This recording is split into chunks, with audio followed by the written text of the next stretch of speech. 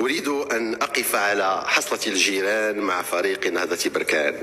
في الواقع ما كنت لأعرج على هذا الحدث لولا تصرف أعرج ترجمه سلوك أهوج أملاه فكر أخرق نتيجة ما أصبح اليوم يقينا في نفسية الجيران. إنه مرض عضال اسمه عقدة المجال، حيث اختلط على الأشقاء بتعبير مذيعة قناة العيون الفريق الرياضي بالفيلق العسكري، وامتزجت لديهم كرة القدم بكراهية الندم، فتحول فريق نهضة بركان إلى فوهة بركان في إطلالة تعد آخر صيحات الحماقات والتفاهات والترهات.